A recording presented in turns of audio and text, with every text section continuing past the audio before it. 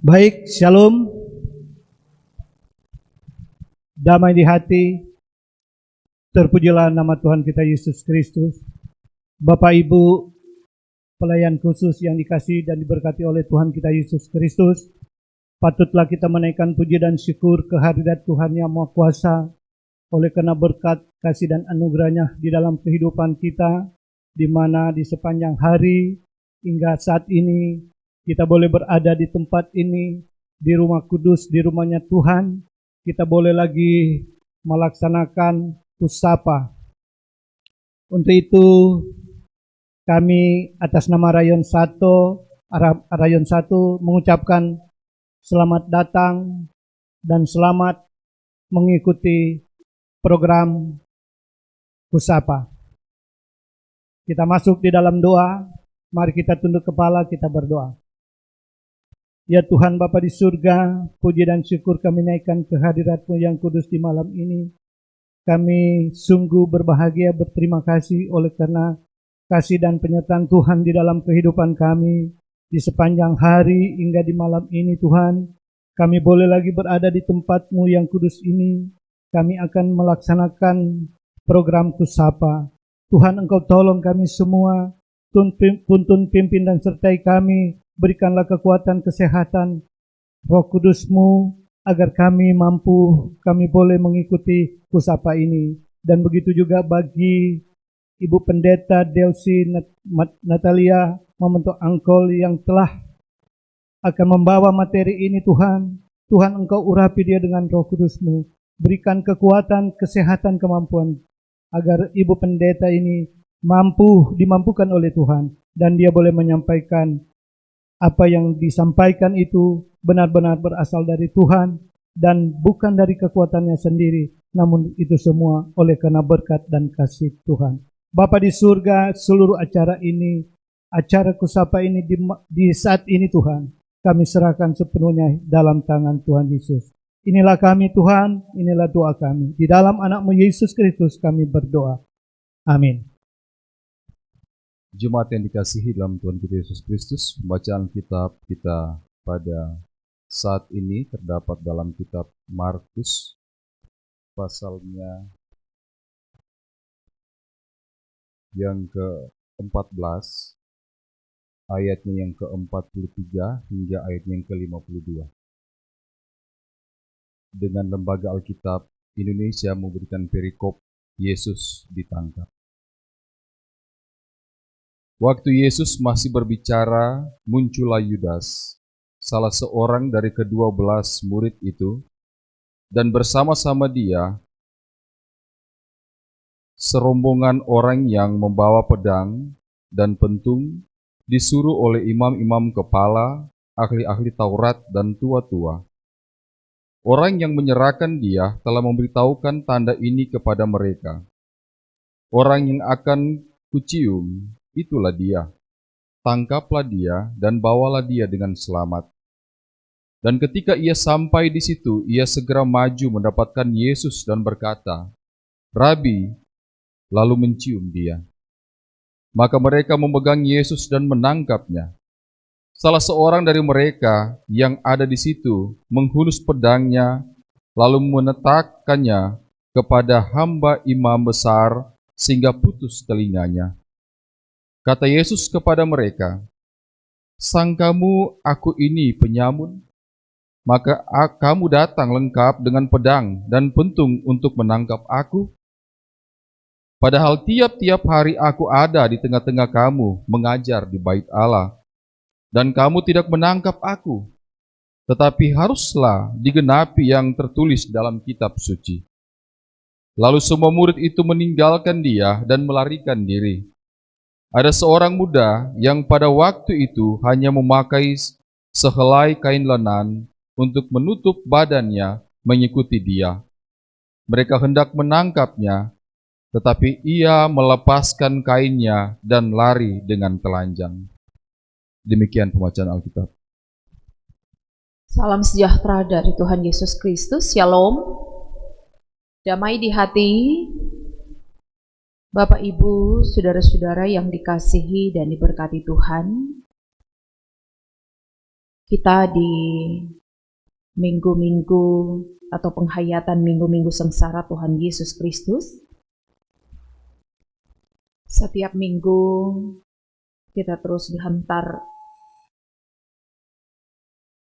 untuk bagaimana kita semakin menghayati akan pengorbanan Yesus Kristus bagi umat manusia. Sekalipun perayaan-perayaan Hari Raya Gerejawi ini merupakan perayaan-perayaan yang setiap tahun kita lakukan. Namun seringkali kita memusatkan perayaan-perayaan itu pada hari Natal. Kemegahan, persiapan yang sangat-sangat mantap, itu hanya terfokus pada perayaan Natal atau peristiwa kelahiran Yesus Kristus, yang seharusnya menjadi puncak perayaan kita. Tentu tertuju kepada Jumat Agung, kematian Yesus Kristus yang merupakan wujud dari pengorbanannya untuk orang-orang berdosa. Sehingga kiranya tidak akan kalah ketika orang menghayati dan merayakan hari Natal, yang sementara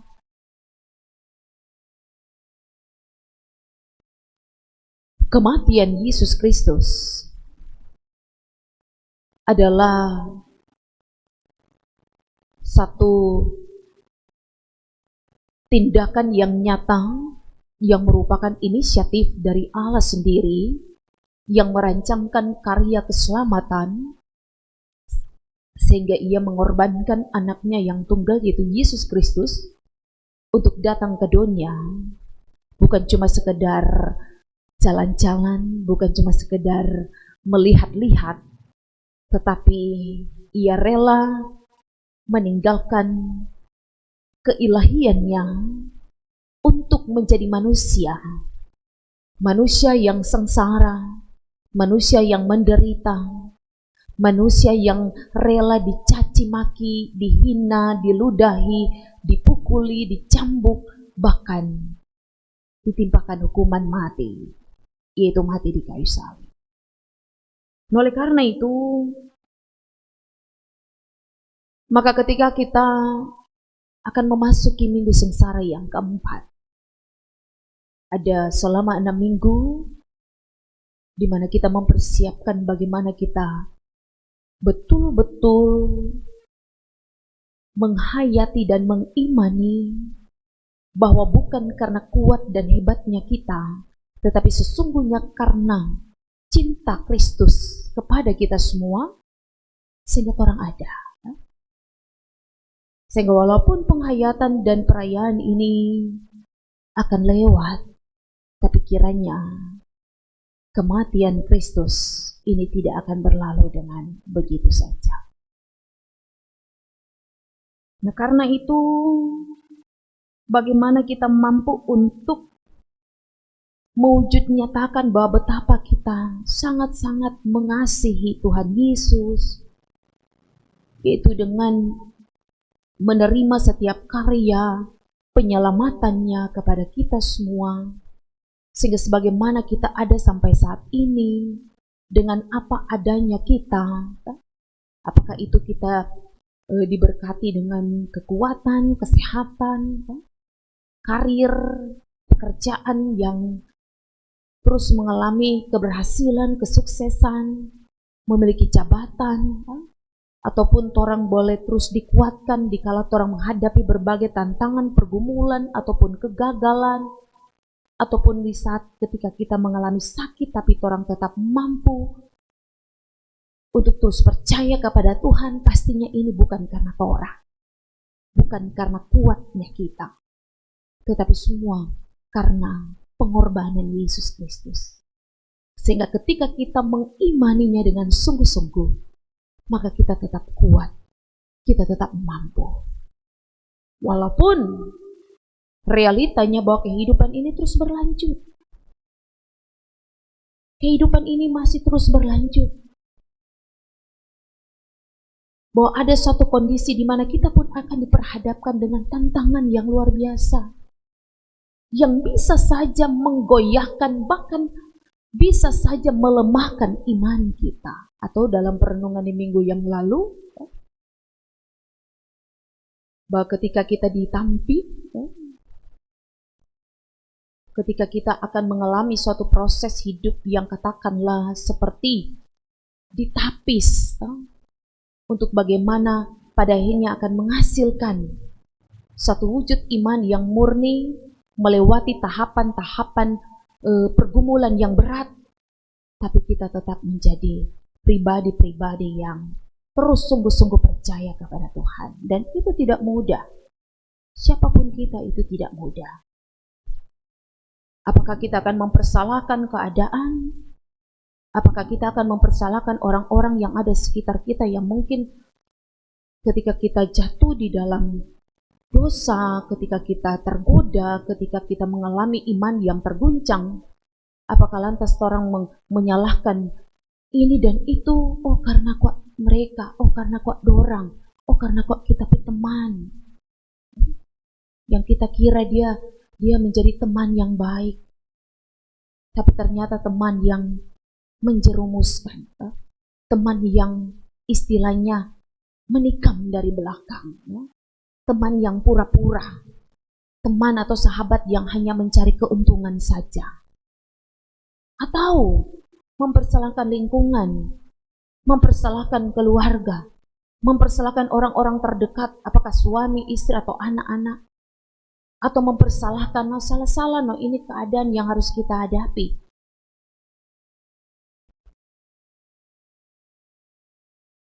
Namun, maka dalam penghayatan akan penderitaan Yesus Kristus di minggu-minggu sengsara ini, pastinya hendak menghentar kita, bahkan membawa iman kita atau mata iman kita untuk melihat kepada penderitaan Yesus. Apakah Yesus mempersalahkan murid-muridnya? Apakah Yesus mempersalahkan para imam-imam besar, tua-tua atau ahli-ahli Taurat, atau mempersalahkan orang-orang yang mengikuti dia yang tidak dengan sungguh-sungguh? Tetapi kita melihat kepada pengorbanan dan penderitaan Yesus yang tetap mengasihi sampai ia harus mati di kayu salib. Nah karena itu, maka dalam penghayatan minggu sengsara yang keempat ini, berangkat dari pembacaan firman Tuhan yang dari Injil Markus pasal 14 ayat 43 hingga ayatnya yang ke-52 yang sudah kita baca tadi, kita bersama-sama akan merenungkan tentang tema ciuman pengkhianatan.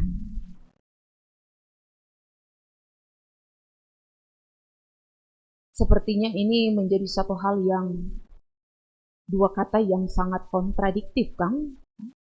Kalau ciuman, kalau artinya satu wujud mengasihi, menyukai, mengasihi dengan sungguh. Tapi kemudian diikuti dengan kata pengkhianatan. Pada akhirnya ini akan mengarah kepada sesuatu yang ternyata ciuman mengandung pura-pura sayang, pura-pura mengasihi, pura-pura perhatian, pura-pura setia, dan lain sebagainya. Dan melalui tema ini, kita sama-sama mau mengerti, mau memahami apa yang dimaksud dengan ciuman pengkhianatan ini. Berangkat dari Injil Markus pasalnya yang ke-14 ayat 43 hingga ayatnya yang ke-52.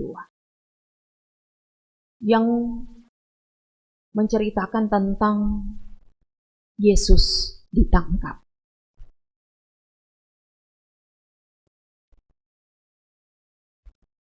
Pastinya cerita Alkitab ini suatu cerita yang mau bilang memang melekat pada orang berpikiran. Karena selalu tuh dibaca, selalu di sepanjang minggu sengsara cerita Alkitab ini diangkat, yang mengkisahkan tentang saat-saat di mana penderitaan yang harus dialami oleh Yesus menjelang kematiannya. Nah, kalau orang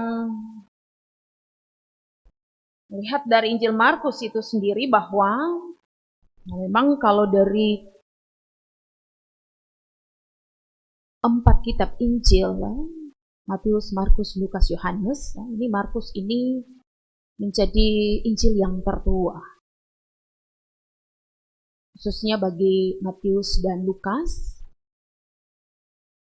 Bahwa dari Markus ini yang kemudian melatar belakangi penulisan Injil Lukas, Matius yang kemudian juga dikembangkan oleh penulis dari Matius ataupun Lukas. Namun di sini penulis dari Injil Markus ini sesungguhnya dia hendak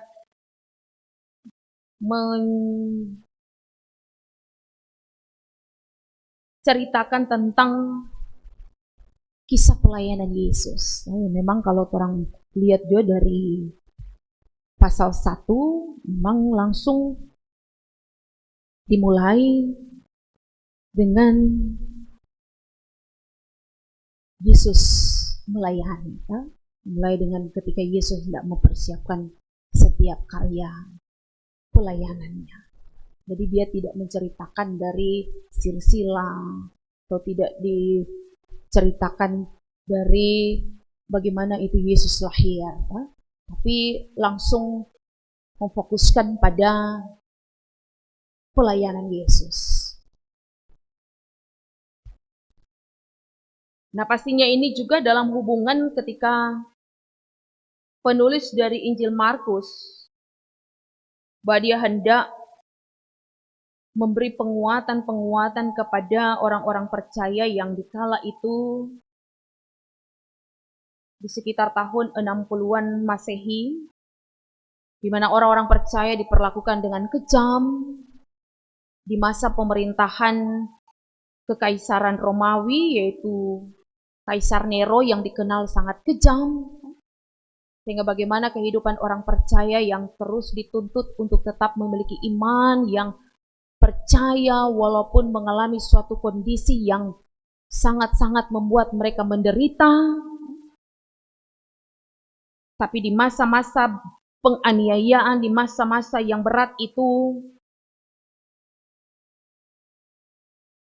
iman dari orang-orang percaya yang ada di Roma itu terus didorong untuk tetap setia walaupun menderita demi Injil.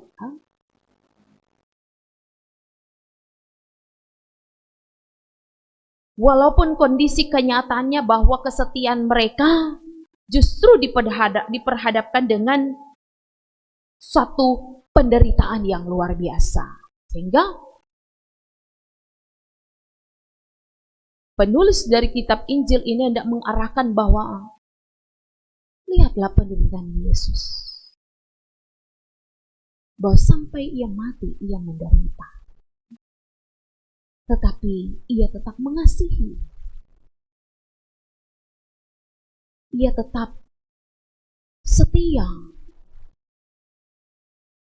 menerima tanggung jawabnya bagi semua orang-orang yang dikasihinya. Yang juga dalam Injil ini berbicara tentang penyataan bahwa Yesus Kristus adalah anak Allah. Melalui perkataan atau pengajaran atau melalui tindakan-tindakan atau dengan segala mujizat-mujizat yang dilakukan Yesus, yang membuktikan bahwa sungguh Yesus adalah anak Allah.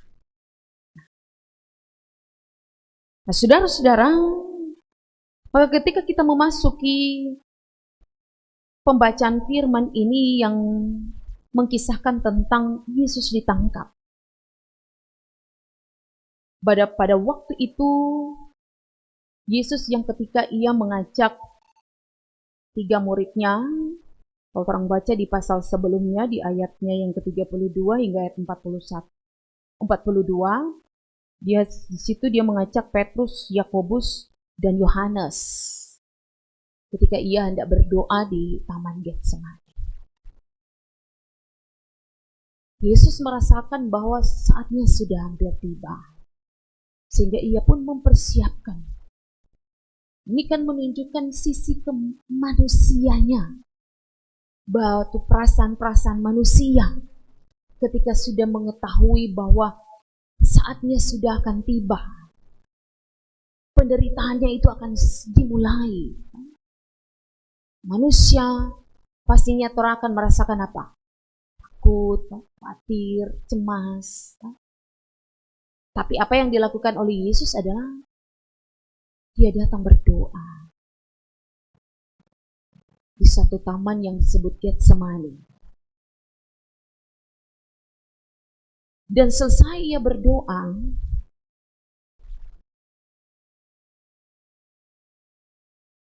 pada ayatnya yang ke-42 di situ, ya memang kata ini murid-murid ini ketika Yesus berdoa dia orang tak tidur, karena kata setengah malam, lelah. Orang lain kan kadang, mungkin sering juga begitu di saat berdoa jatah sono. Tapi kemudian Yesus pada ayat 42 Yesus mengatakan kepada mereka, bangunlah, marilah kita pergi. Dia yang menyerahkan aku sudah dekat. Sehingga ketika kita masuk dalam pembacaan ini, di saat Yesus sementara berbicara kepada mereka, pembacaan mengatakan muncullah Yudas, salah seorang dari ke-12 murid itu, yang bersama-sama dengan serombongan yang membawa pedang, pentung, di mana mereka disuruh oleh imam-imam kepala, ahli-ahli Taurat dan tua-tua. Ya memang pada waktu itu ini tua-tua, imam-imam kepala dan ahli-ahli Taurat, mereka bersama dengan tokoh-tokoh masyarakat yang lain, apakah itu orang Farisi dan orang Saduki, mereka membentuk sebuah mahkamah agama, di mana melalui organisasi ini, katakanlah seperti itu, yang disetujui oleh pemerintah Romawi, mereka memiliki hak untuk mengambil suatu keputusan atas perkara-perkara lokal. Berarti yang terjadi di wilayah kepemimpinan mereka. Sehingga termasuk dengan upaya untuk menangkap Yesus. Dan Yudas di sini, Yudas Iskariot, adalah salah satu dari ke-12 murid Yesus. Ia yang merencanakan satu proses penangkapan oleh Yesus. Kalau di pembacaan di pasal-pasal sebelumnya, pada pasal masih dalam bagian pasal 14 ayat 10 dan ayat 11, di situ Yudas Iskariot pergi kepada imam-imam kepala dengan maksud untuk menyerahkan Yesus kepada mereka. Dan karena apa yang menjadi tujuan dari para imam-imam kepala, tua-tua dan ahli-ahli Taurat ini ya tentu memang dengan tujuan mau menangkap Yesus, sehingga dorang sambut dengan gembira kedatangan dari Yesus. Dengan janji mereka kepada Yudas bahwa mereka akan memberikan uang kepadanya. Tinggal mencari momen yang tepat, di mana, kapan waktunya Yesus ini akan ditangkap. Dan karena Yudas adalah murid Yesus, ya dia patut tahu, no? Pada waktu itu Yesus sedang ada di mana. Jadi memang di waktu yang sunyi, no? Itu kalau siang rame, bisa jadi rame, banyak orang yang akan mengetahui tentang upaya penangkapan seperti yang terjadi dalam pembacaan ini. Jadi memang dalam keadaan yang tanpa persiapan, murid-murid juga dalam keadaan mengantuk, mereka datang bersama dengan rombongan, dan Yudas di sini menjadi pimpinan rombongan. Karena dia yang tahu di mana Yesus berada, dan dia tahu Yesus sedang apa. Sehingga dia yang menjadi pimpinan rombongan bersama dengan prajurit-prajurit atau hamba-hamba yang menjaga bait Allah, yang disuruh oleh imam-imam besar, ahli-ahli Taurat, dan juga tua-tua. Kemudian dikatakan bahwa Yudas kasih kode. Dia katakan bahwa orang yang akan kucium itulah dia. Tangkaplah dia dan bawalah dia dengan selamat. Dia suka kasih kode kepada orang. Yang wanita salah tangkap. Yesus yang mau tangkap, nanti kita kasih kode, kita mau cium pada dia. Berarti itu orang yang harus ditangkap. Dan apa yang disampaikan oleh Yudas kepada rombongan ini, itulah yang dia lakukan pada ayatnya yang ke-45.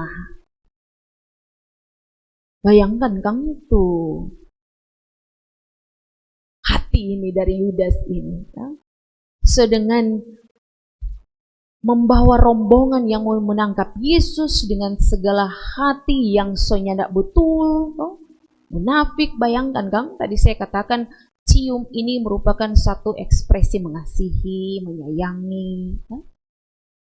Tapi ternyata cium yang dilakukan oleh Yudas ini adalah cium yang pura-pura.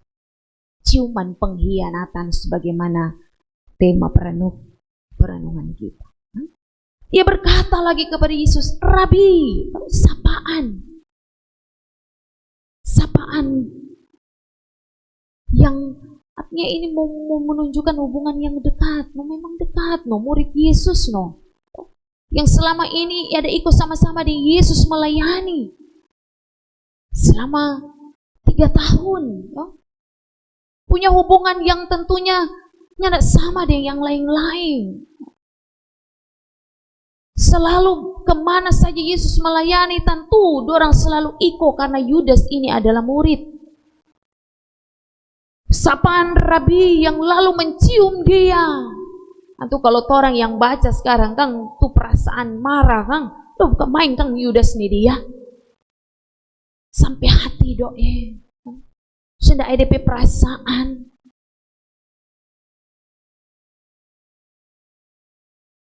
Ciuman yang menjadi tanda pengkhianatan dari Yudas, menjadi suatu kode kepada rombongan bahwa inilah orang yang akan kamu tangkap. Nah, maka terjadilah proses penangkapan Yesus. Salah seorang dari mereka yang mengikuti Yesus menghunus pedang yang kemudian memotong telinga seorang hamba dari imam besar, sehingga telinganya putus. Memang kalau orang baca di Injil lain menjelaskan ini kan, kemudian Yesus ambil dari telinga, kemudian Yesus melakukan satu mujizat. Memang tidak ditulis secara detail dalam konteks kitab Markus ini, tetapi yang mau disampaikan di sini satu kondisi keadaan yang terjadi pada waktu itu. Tidak menonjolkan tuh perbuatan-perbuatan dari orang-orang utusan dari imam-imam besar yang memang dengan tujuan yang tidak lagi ada tawar-menawar, langsung to the point, langsung menangkap, sehingga terjadilah kekacauan upaya untuk menggagalkan. Katakanlah kekacauan ini menjadi satu upaya untuk supaya proses penangkapan ini tidak terjadi. Ada perlawanan yang kalau orang mau lihat di sini. Karena Yesus melihat bahwa luar biasa dorang persiapan ini. Bawa pedang, bawa pentung ini kan kayu yang dia bawa untuk memukul.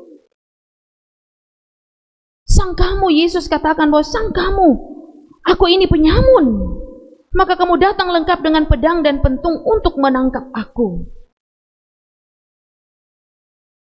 Padahal tiap-tiap hari aku ada di tengah-tengah kamu mengajar di bait Allah, dan kamu tidak menangkap aku, tetapi haruslah digenapi yang tertulis dalam kitab suci. Bukan dang pada akhirnya mau bilang, salah no, memang sebegitu yang tertulis, memang semesti begitu dia kejadian, memang seperti itu yang harus terjadi dah. Seringkali orang berpikir begitu kan. Memang kata tertulis seperti itu. Yesus memang datang ke dunia untuk menebus orang-orang percaya. Yesus melayani, Yesus ditangkap, Yesus menderita, Yesus mati, dan bangkit merupakan penggenapan dari firman Tuhan. Memang kata di awal kan sudah dibilang toh. Dalam pasal 1 bilang, inilah permulaan Injil tentang Yesus Kristus anak Allah. Tentang penyataan Yesus yang merupakan penggenapan dari nubuatan-nubuatan.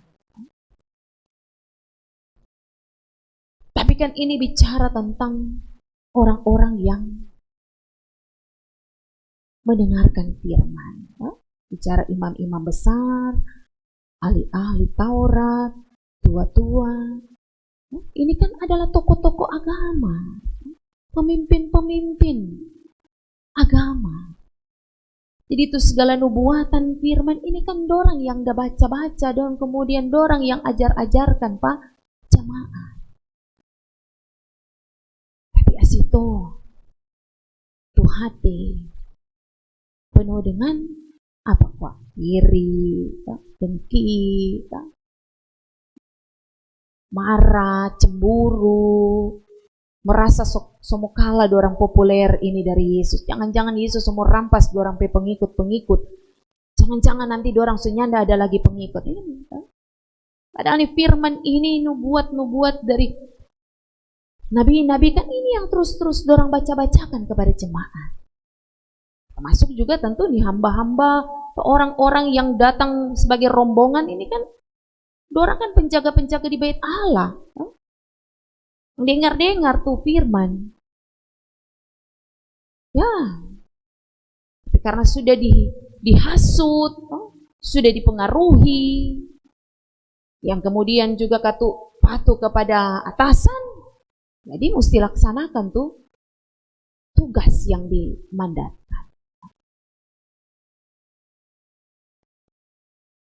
Tapi kemudian dikatakan haruslah digenapi yang tertulis dalam kitab suci. Bahwa ini merupakan penggenapan dari firman Tuhan. Dan respon yang selanjutnya didapati di sini adalah murid-murid itu meninggalkan dia, melarikan diri. Kalau banyak kata rombongan banyak ada datang. Sementara dorang cuma sedikit. Cuma berempat dengan Yesus. Memang di situ di ayat 31 dan 51 dan 52 memang kalau Injil lain tidak dijelaskan siapa ini. Tapi apa maksud mau mengatakan ada seorang muda yang hanya berbungkus dengan kain lenan, tapi kemudian ketika dia mau ditangkap, dia lepas DP kain, kemudian dia lari dengan telanjang. Nah, ini mau menunjukkan sosok yang mana ini? Sosok muda. Yang mau menunjukkan manusia muda, apakah mau menunjukkan tuh manusia yang baru, ya usia dari sisi umurnya, ataupun muda usia dari ya baru kok ikut Pak Yesus, baru dah sementara dah ya dengar tuh Yesus pe ajaran, nasihat, firman, menunjukkan tuh orang yang imannya belum matang. Apakah seperti itu? Atau juga mau menunjuk kepada ya sisi manusia yang ketika diperhadapkan dengan kondisi seperti itu, pada akhirnya pun ikut melarikan diri sama dengan tuh murid-murid atau juga orang muda ini. Dia bukan cuma melarikan diri, tapi juga ya boleh dikata sama dengan pura-pura gila supaya ada patangka. Dia lepas DP kain, pun dia lari dan telanjang. Paling orang mau lihat, dia mau tangkap dia, orang gila dia. Masa kok dia lari dan telanjang? Nah, saudara-saudara, maka dari firman ini, dari perikop pembacaan yang menceritakan tentang ketika Yesus ditangkap, tentu ada beberapa hal yang hendak mau menyampaikan kepada kita. Bahwa yang pertama, sesungguhnya Yesus mempersiapkan para murid-murid ini. Kelak mereka akan menjadi pemimpin. Dia akan terus meneruskan misi Allah di dalam Yesus Kristus di tengah-tengah dunia ini. Bahwa mereka yang akan meneruskan setiap pengajaran firman Tuhan, mereka yang akan meneruskan kerja pelayanan yang sudah dirintis oleh Yesus Kristus. Di pemimpin-pemimpin yang melayani sebagaimana perenungan di minggu yang lalu. Pemimpin yang bukan pemimpin yang cuma memakai kekuasaan, kedudukan dan jabatan yang cuma suka mau memerintah, bukan. Tetapi pemimpin yang melayani seperti Yesus. Tetapi apa yang terjadi bahwa justru Yudas menjadi pemimpin yang memimpin rombongan untuk menangkap Yesus. Yang rela untuk menjual Yesus. Kalau orang baca di Matius 27 ayat 3, ketika dia, ya mungkinkah dia tidak tahu, dia anggap semungkin Yesus cuma mau ditangkap atau dipenjarakan. Ternyata dia sendiri tidak paham dan tidak mengerti sebagaimana yang sudah disampaikan oleh Yesus. Dia akan menderita. Dia akan ditolak. Dia akan mati. Namun pada hari yang ketiga ia bangkit. Mungkin pikirnya, berapa waktu? 30 perak itu. Kalau kok cuma mau tangka, kalau kok cuma mau penjara, ya nanti Jo, kok mau datang, boleh mau minta maaf. Seringkali kan punya sifat-sifat seperti itu. Menjadi pemimpin yang mudah untuk menjual, katakanlah harga diri, sebagai bukan saja bicara sebagai pribadi, tapi bicara ini tentang Yudas adalah murid Yesus. Orang yang dekat dengan Yesus. Bahkan memiliki tanggung jawab yang besar. Tapi asito rela untuk menjual Yesus. Dan yang kedua, Yesus yang begitu mengasihi mereka, tapi kemudian dibalas dengan ciuman pengkhianatan. Dikatakan di sini. Ciuman yang harusnya merupakan satu tanda kasih yang tulus. So ikut-ikut Yesus dengan setia, merasakan bagaimana pelayanan Yesus yang begitu murni. Tapi justru dibalas dengan ciuman yang pura-pura, ciuman dusta, ciuman yang menjadi tanda kepada orang-orang untuk menangkap Yesus.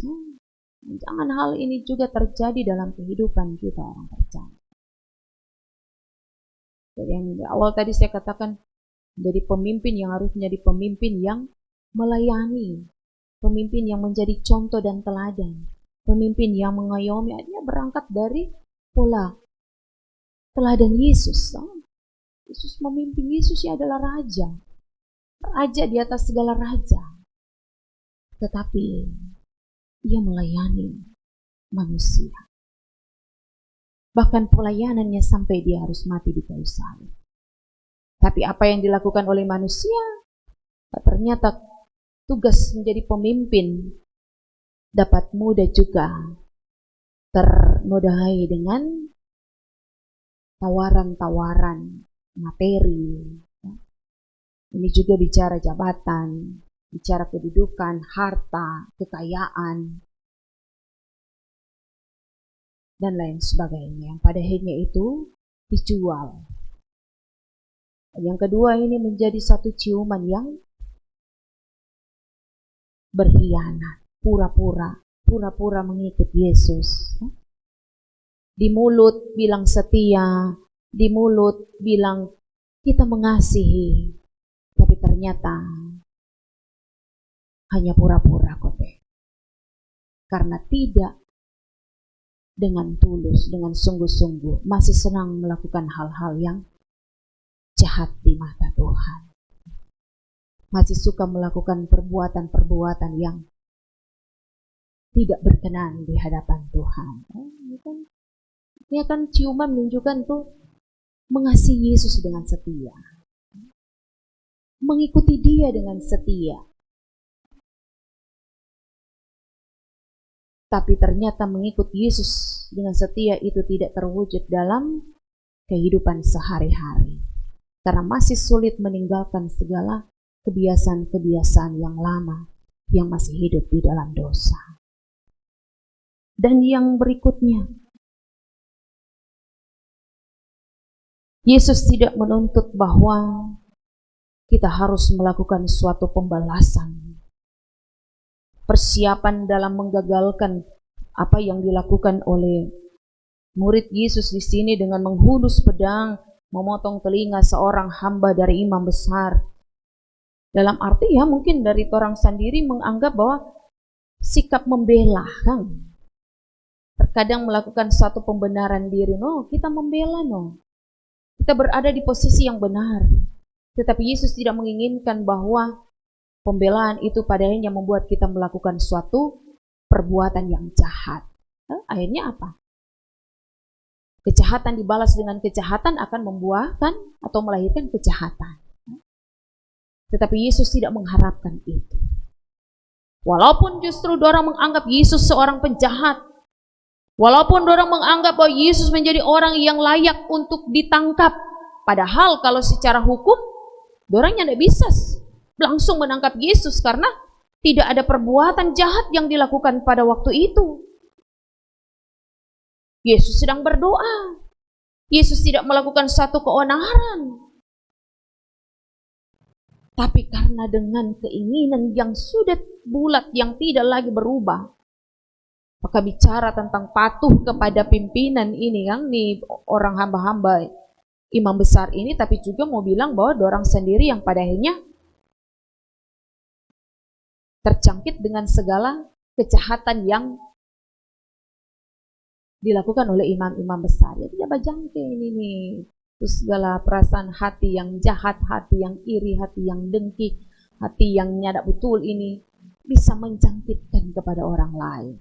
Ketika mereka dipengaruhi, maka dengan mudahnya mereka diperintahkan untuk menangkap Yesus, dan itu yang terjadi.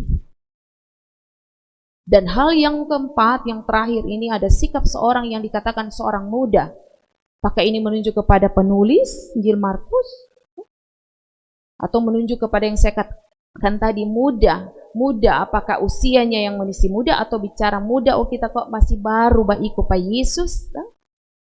Sehingga ketika keadaan yang sudah kacau seperti itu, ya kita juga menyelamatkan diri sendiri sama dengan murid-murid.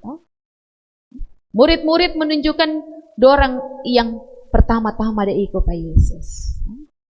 Jadi murid-murid boleh dibilang dorang tuh sota tua-tua ikut dengan Yesus. Selama Yesus melayani, dorang sama-sama. Tapi asito juga dorang melarikan diri. Sementara yang muda, apakah orang mau bilang salah-salah kata dia muda? Yang tua saja lari, apalagi yang muda. Yang belum terlalu mengerti, dia bukan cuma melarikan diri, bahkan dia langsung dapat lihat sama dia orang pura-pura gila. Dia lepas tuh dia pekain, kemudian dia lari dan telanjang. Dia pikir, oh dorang kok nyamudus supaya kita dorang lihat, oh kita sama dia orang gila. Nah, ini sikap-sikap orang-orang yang mengikuti Yesus. Ketika diperhadapkan dengan kondisi yang seperti itu, yang menuntut orang bahwa orang harus setia, tapi ternyata mau bilang dorang yang sudah tua-tua ikut Pak Yesus, atau mereka yang masih baru, ternyata orang tidak mampu untuk tetap mempertahankan orang iman.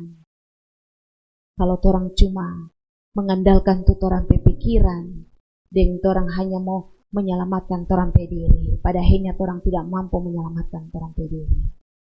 Justru yang orang lakukan adalah hal yang membuat orang semakin jatuh di dalam dosa. Nah itu saudara-saudara, maka di dalam orang hendak memahami dan juga di dalam orang hendak memaknai tentang penderitaan Yesus ini berangkat dari ciuman pengkhianatan. Sesungguhnya ini adalah merupakan wujud kasih Yesus Kristus yang begitu besar buat orang. Ia rela ditangkap, ia rela dihukum, ia rela mengalami suatu proses penderitaan, bahkan penderitaannya anak berhenti sampai dia mati di kayu salib. Merupakan satu wujud cinta kasih Yesus yang begitu besar. Jadi bagaimana dengan orang kasih ini? Ini dalam pemahaman ciuman, itu tindakan mengasihi. Belajar dari firman. Mari kita orang mengasihi Yesus dengan sungguh-sungguh. Apapun orang tanggung jawab, mau kata orang memiliki tanggung jawab sebagai pimpinan dengan jabatan yang tinggi, ataupun orang merasa bahwa oh kita kok kasih cuma ya bawahan. Orang semua memiliki tanggung jawab yang sama, yaitu harus mengikuti Yesus dengan setia. Mau kata orang yang sudah tua-tua, mau tua-tua dalam pelayanan, tua-tua dalam kehidupan kekristenan, ataupun kita yang merasa bahwa orang masih baru dan sebagainya. Sesungguhnya firman ini hendak membawa dan menghantar kita berserah penuh kepada Tuhan, itu menjadi hal yang utama. Nyadak lantas membuat orang bilang kita kok sepengalaman. Jadi kalau baru-baru dah ikut suspim memang katuk takuti leno kang. Yang dang mau bilang katuk karena faktor apa, cuma ada seingat bat orang.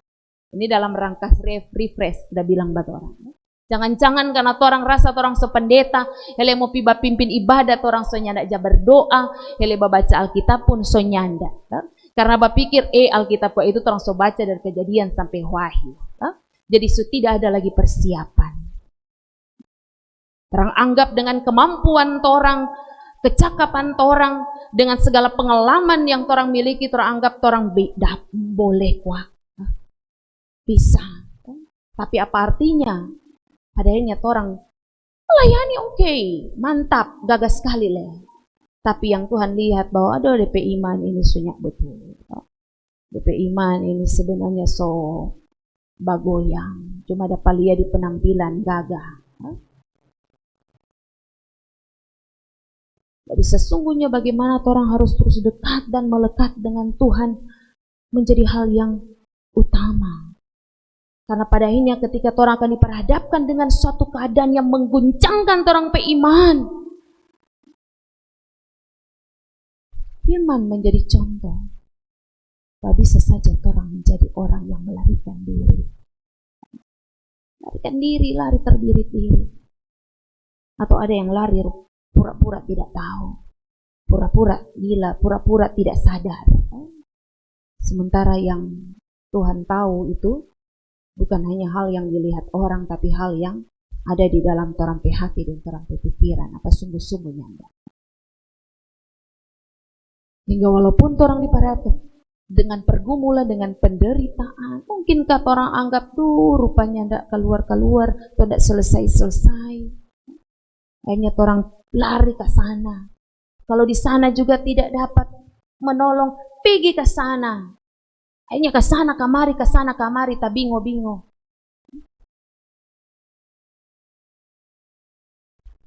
Padahal yang Tuhan mau adalah orang datang ke Tuhan. Karena cuma Tuhan yang menolong pada orang. Dan yang mampu menguatkan orang semua. Bukan berarti mengikut Yesus dengan setia bertahun-tahun memberi diri dalam pelayanan sehingga Anda mau mengalami kesusahan. Semua aman kok. Jadi ketika dianggap bahwa ketika orang mengalami pergumulan, oh belum kok sungguh-sungguh. Atau oh kok berdoa kok nyak sungguh-sungguh. Atau merasa bahwa aduh dapat lihat kok rupa ndak ada Roh Kudus. Akan seperti itu. Padahal periksa diri. Sama yang saya katakan tadi. Mungkin di hadapan orang dapat lihat, memang hamba Tuhan yang luar biasa.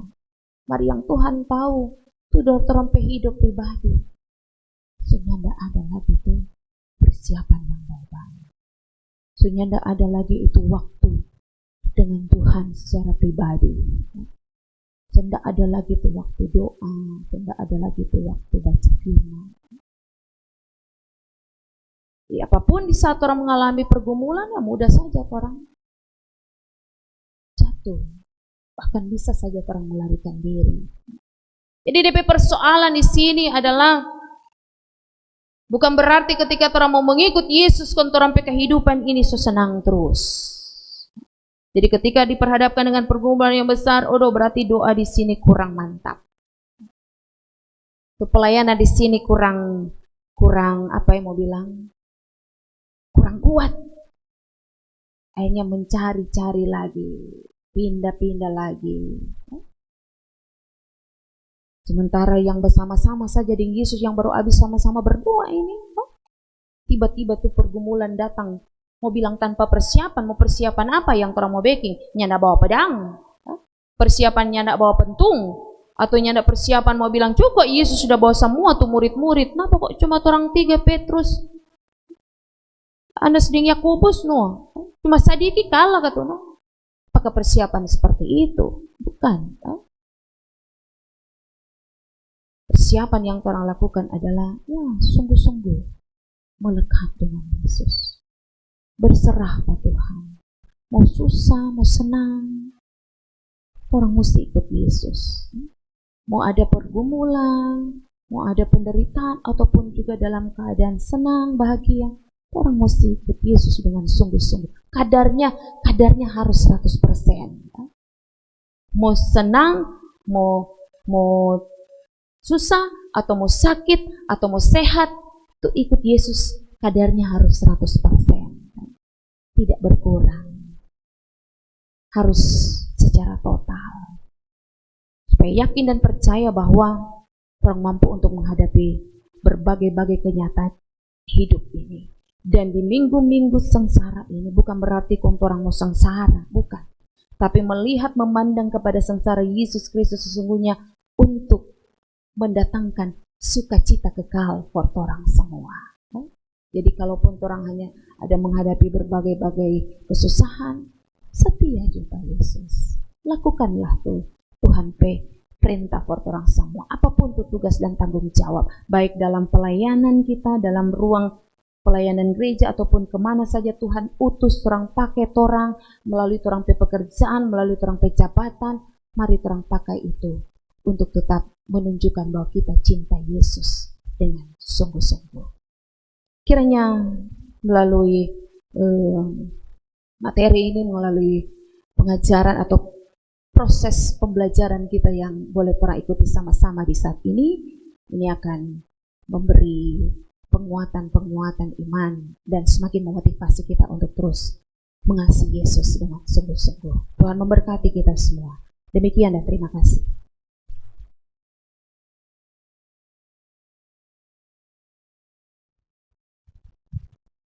Terima kasih atas kesempatan yang diberikan. Sungguh menarik yang dipaparkan oleh Ibu Pendeta. Kita berbicara mengenai sejarah Yudas. Yang ingin saya tanyakan, Yudas itu terkenal dengan ciuman pengkhianatannya, memang benar. Dan itu pun kita kenal dan kita kenang sampai dengan sekarang. Adakah satu kebaikan Yudas yang mungkin bisa kita kenal? Karena saya rasa tidak mungkin dari berapa tahun perjalanan hidupnya menjadi salah satu dari 12 murid Tuhan, kalau tidak ada kebaikan yang dia berikan. Kita mengenang Paulus, tapi kita melupakan Saulus. Tapi kita mengenang Yudas dengan ciuman pengkhianatannya.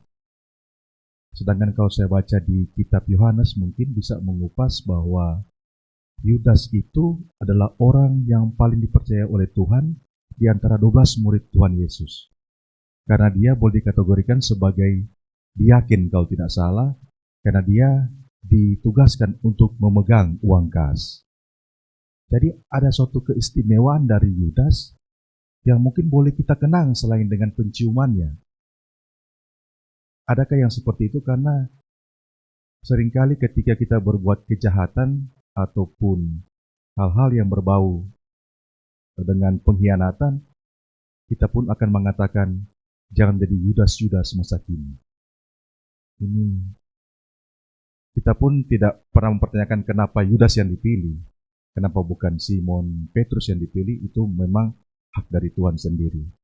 Tapi ingin saya tanyakan yang seperti itu yang pertama, bahwa adakah satu saja kebaikan Yudas yang mungkin yang belum pernah kita dengar sih dari semenjak sekolah minggu sampai dengan sekarang.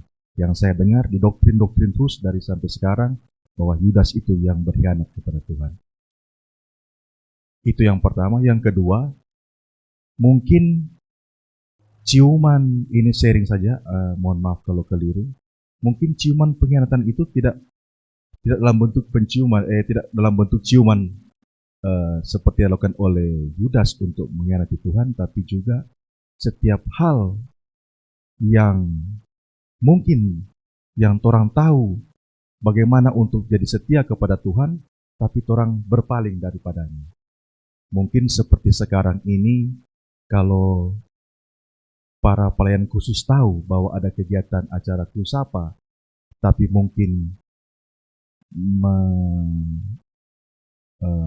melarang diri atau menahan diri untuk tidak datang kusapa, lebih baik mungkin melakukan kegiatan yang mungkin tidak terlalu penting-penting amat. Saya rasa itu juga merupakan suatu ciuman pengkhianatan. Ada banyak hal, mungkin ketika kita berkhianat dengan pasangan kita, itu merupakan ciuman pengkhianatan. Ketika ada kita mengeluarkan, kalau mungkin sebagai diaken, tidak store persembahan yang seharusnya orang mesti store ke rumah Tuhan, itu pun ciuman pengkhianatan. Itu segala sharing saja, tapi intinya saya ingin cari tahu satu kebaikan saja dari Yudas yang mungkin boleh orang ambil sebagai hikmat bagi orang pelayan khusus. Mungkin demikian dan terima kasih.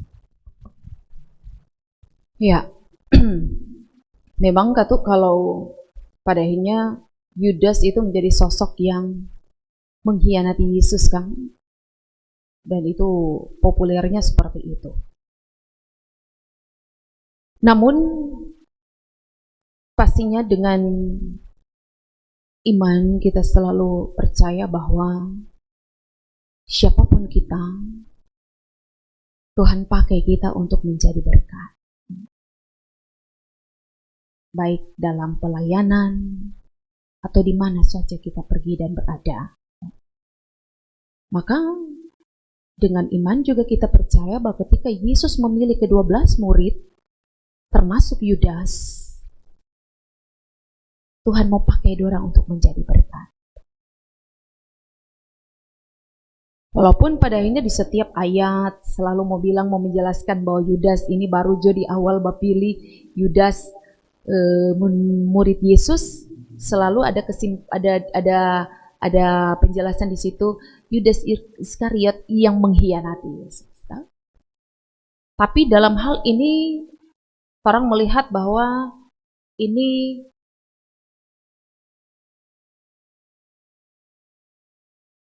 ditulis oleh penulis dalam pengertian bahwa ini peristiwa yang sudah terjadi, ya. Jadi kita menempatkan diri bahwa penulis ini dipengaruhi dengan hal-hal yang dia ketahui yang sudah terjadi. Jadi ketika dia mau mengangkat atau menceritakan tentang tokoh Yudas ini, pastinya selalu mau bilang, oh Yudas yang mengkhianati Yesus, Yudas yang menjual Yesus dengan 30 keping perak, ya, dan sebagainya. Ya. Jadi artinya memang dari setiap latar belakang, dari setiap penulis ini mau menceritakan tokoh-tokoh ini siapa dorang. Ya.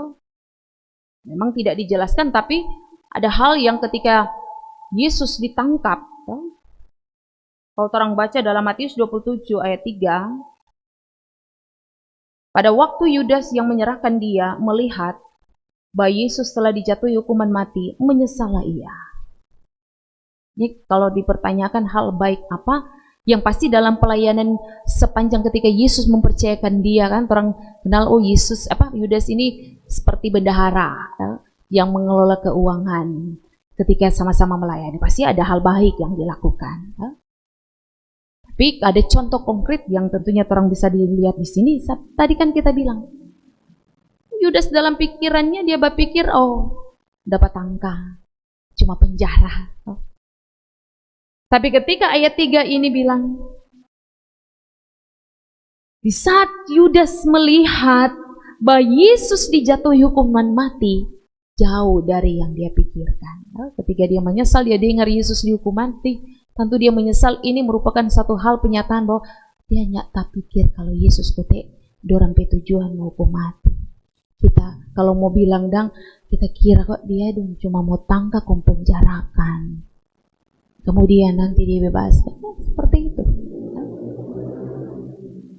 Tapi berdasarkan pertanyaan tadi, yang dapat saya mau sampaikan di sini yang pasti, sebagaimana firman Tuhan bilang tidak ada rancangan-rancangan kejahatan yang Tuhan rancangkan buat orang. Ya. Tapi ada saja tantangan. Kalaupun pada pribadi-pribadi dari 12 murid ini, bahwa dalam diri sosok Yudas bahwa pada akhirnya perbuatan itulah yang dilakukannya. Berarti memang tuh kedekatan, melayani sama-sama.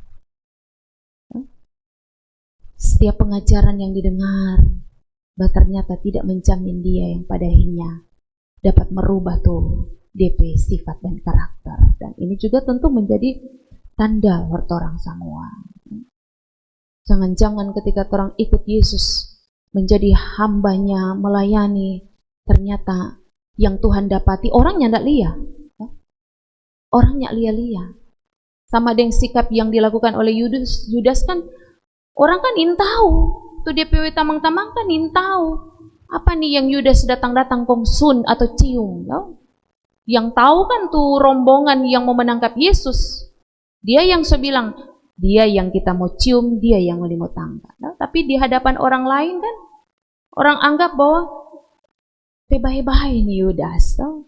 Dia datang, dia sapaan yang sopan, sapaan rabi ini guru kan menunjukkan tuh sapaan kedekatan yang akrab. Tapi ternyata kote pura-pura. dalam pandangan orang lain tuh DP begitu mengasihi. Kan bukan cuma kebiasaan pada waktu itu kan, kalau jabaku dapa jasun pipi kiri pipi kanan, sekarang kan juga begitu walaupun COVID yang mengubah keadaan. Orang kan setiap menjadi satu tradisi budaya di mana saya keluarga atau orang dekat yang setiap baku dapat orang jasun pipi kiri pipi kanan, tapi karena COVID mengubah keadaan itu. Bahwa orang sudah tidak bisa lagi seperti itu. Tapi sekarang mulai boleh, gitu. Bahwa tidak menjamin kedekatan kita dapat membuat orang tetap kuat di dalam iman. Kembali lagi pada orang pribadi, kalau orang tidak mau diubahkan lewat firman, kalau orang tetap kukuh dengan orang sikap karakter yang jahat, walaupun di luar dapat lihat baik-baik, martu sikap tuh menyimpan segala tuh iri, tuh segala dendam, tuh segala keangkuhan, tuh segala itu kan yang dapat lihat, bisa saja itu akan ditutupi dengan hal-hal baiknya lainnya, yang dapat lihat. Tetapi Tuhan tahu. Jadi sama contoh yang dikatakan oleh Diaken tadi, jangan padanya tuh ciuman, tuh tanda kasih kita kepada Tuhan itu padanya menjadi satu hal yang pura-pura, nyandak tulus, nyandak sungguh-sungguh. Karena kelihatan dari apa yang orang backing. Apakah itu dalam hubungan tugas sebagai pelayan khusus, orangnya tidak lakukan yang sungguh-sungguh cuma karena prong tuh jabatan, atau juga dalam hal-hal yang lain. Seringkali orang menjadi pura-pura, mudah sekali tuh tanda kasih Pak Kristus itu hanya sampai di kata-kata. Jual-jual, kita mengasihi Yesus, tetapi pada kenyataannya tuh sikap dan kelakuannya tidak seperti orang yang mengasihi Yesus. Ya, seperti itu yang boleh disampaikan. Terima kasih. Terima kasih. Mohon maaf rekan-rekan yang di belakang mungkin saya kecil. Cuma singkat saja. Langsung saja pertanyaan saya. Dalam pembacaan ini firman Tuhan mengatakan bahwa Tuhan sudah mendoakan Petrus bahwa dia akan menyangkal Tuhan sebelum ayam berkokok. Dan jadi pertanyaan saya, apakah Tuhan mendoakan Yudas? Mohon tanggapan dari pendeta. Dan yang kedua, dalam implikasi firman ayat di sini keempat mengatakan firman Tuhan saat ini juga mengingatkan kita untuk jangan lari dari persoalan. Persoalan hidup perlu dicari jalan keluar dan cara berdoa. Mohon diimplikasi. Jelaskan lebih mendetail ya, apabila kita mendapat persoalan bagaimana jalan keluarnya dan solusinya. Terima kasih. Terima kasih. Ya memang tidak seperti ayat-ayat yang lain atau dalam hal ini bicara tentang Petrus. Memang secara kalau dalam perenungan di minggu yang lalu Kang, dalam Injil Lukas ya, di situ dikatakan bahwa Yesus mendoakan Petrus. Sekali lagi, ini sama dengan yang hampir sama pertanyaan yang disampaikan oleh Bapak Diaken 7 tadi yang bicara ada hal baik yang dilakukan oleh Yudas seakan-akan tidak ada yang menonjol. Semua hal yang jahat yang justru menjadi yang selalu disampaikan tentang Yudas. Begitu juga dengan Petrus. Ya memang Petrus seringkali dia menjadi apa-apa saja dia langsung dang. Dia menjadi sosok yang cepat sekali merespon. Apa saja yang dikatakan Yesus cepat sekali dia respon. Begitu juga dalam Injil Markus ini, kalau orang baca di perikop sebelumnya, ketika Yesus mau menyampaikan sesuatu langsung cepat sekali direspon oleh Petrus sama dengan di pasal 29 di sini. pasal 14 ayat 28, 29. Di situ dikatakan begini. Kata Petrus kepadanya, ini Yesus telah menyampaikan bahwa ketika dorang akan mengalami suatu konteks di mana pergumulan yang berat akan dorang hadapi. Ya. Tapi apa yang dikatakan oleh Petrus, biarpun mereka semua tergoncang imannya, aku tidak. Ya. Dia memang cepat sekali dia merespon apa saja yang dikatakan oleh Yesus. Sehingga sesungguhnya di sini ya memang atau sama dengan saya katakan tadi berdasarkan cara penulis dari masing-masing penulis, ciri khas dari setiap penulis untuk menulis Injil-Injil ini atau menulis kitab-kitab seringkali selalu mau menyampaikan tokoh-tokoh ini, ya? Tokoh-tokoh ini. Jadi bukan berarti kemudian Yesus tidak mendoakan Yudas, ya? Tapi artinya kita memahami bahwa selama pelayanan 3 tahun Yesus selalu mendoakan murid-muridnya. Ya? Tidak mungkin kan dia mau melayani itu jemaat sementara dia murid-murid sendiri dia tidak persiapkan. Tapi nyatanya bahwa kedekatan itu kalau tidak disertai dengan kesungguhan, kali sungguh-sungguh asih terguncang tuh iman ketika mengalami pergumulan, apalagi kong setengah-setengah hati mengikut Yesus. Nah, ini juga menjawab pertanyaan kedua dari Bapak Penatua, bahwa bagaimana menyangkut hal di mana ketika orang menghadapi persoalan hidup perlu dicari jalan keluar dengan cara berdoa. Sesungguhnya ini mau mengatakan tuh yang dapat orang lakukan ketika orang mengalami pergumulan adalah orang datang kepada Tuhan, menyerahkan orang pediri ini kepada Tuhan. Doa menjadi cara di mana orang dapat memiliki hubungan, orang akan merasakan hubungan yang dekat dan akrab dengan Tuhan. Karena orang dapat berbicara, orang dapat mencurahkan segala isi hati kita kepada Tuhan. Dan dengan iman, orang yakin bahwa ketika orang datang ke Tuhan, ada pertolongan yang Tuhan beri kepada kita. Pertolongan yang bisa saja tidak secara langsung, kita langsung merasa itu pergumulan sebenarnya tidak ada. Nah, pertolongan Tuhan tentu dengan cara Tuhan. Dia mengizinkan pergumulan berat itu terus orang hadapi. Tetapi Tuhan memberi kekuatan. Tuhan memberi semangat. Tuhan memberi sukacita. Walaupun kenyataan ini berat. Walaupun kenyataan ini selalu orang menitiskan air mata ini. Karena penderitaan ini begitu berat. Apakah keluarga, apakah pelayanan, apakah itu bicara tentang hal lain-lain. Tapi jalan keluar yang terbaik adalah datang kepada Tuhan. Doa menjadi satu hubungan atau menjadi satu cara di mana orang memiliki hubungan yang akrab dengan Tuhan. Firman membuat orang mendapatkan pedoman-pedoman hidup, motivasi-motivasi, dasar-dasar dari segala sesuatu yang orang mau backing. Daripada orang mau cari di tempat lain, mau cari saran pak orang lain, kalau saran orang itu dia setengah pura-pura, bisa saja dia bisa menjerumuskan, bisa saja dia mau kasih solusi pada orang yang pada akhirnya membuat orang mengambil satu keputusan yang keliru. Bukan berarti kata orang mau berpikiran negatif, ndak.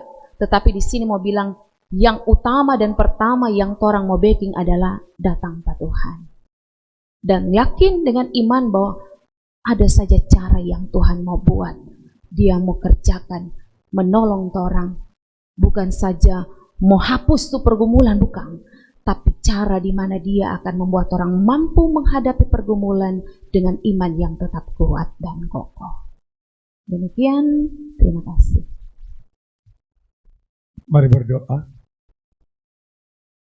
Ya Tuhan Allah, di malam hari ini kami bersyukur oleh karena kerendahan-Mu Engkau himpunkan kami satu dengan yang lain, pelayan khusus, pendeta, yang boleh dalam kegiatan Pusapa malam hari.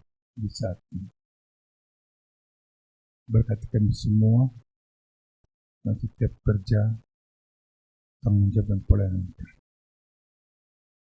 Diberkati hamba-Mu, pemateri, di pendeta, Delsi, Amanto Angkot Estia MSI, yang sudah menyampaikan materi pembacaan firman Tuhan di saat ini.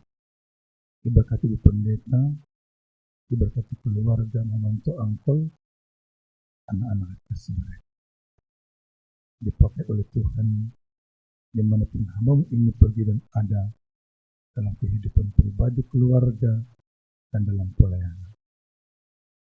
Dan bersyukur dan boleh memberikan persembahan bagian dari terima kasih kami kepada Bapa, karena Engkau terus memberkati kami di setiap pekerjaan kami masing-masing. Selesai acara kusapa di saat ini, kami akan kembali ke rumah kami masing-masing. Engkau hantar kami tibakan di rumah kami masing-masing dan membawa sukacita, sejahtera, dan sejahtera daripada Tuhan. Ini doa kami, ucapan syukur dalam nama Tuhan Yesus. Amin. Demikianlah acara kita di malam ini, Sapa. Untuk itu kami atas nama Rayan 1 menyampaikan banyak-banyak terima kasih kepada Bapak Ibu pelayan khusus yang sudah mengambil bagian di malam hari ini. Sekali lagi, bahkan lebih khusus kami menyampaikan banyak terima kasih Ibu Pendeta yang sudah membawa materi. Tuhan selalu memberkati Ibu Pendeta, bahkan kita semua. Tuhan Yesus memberkati. Shalom.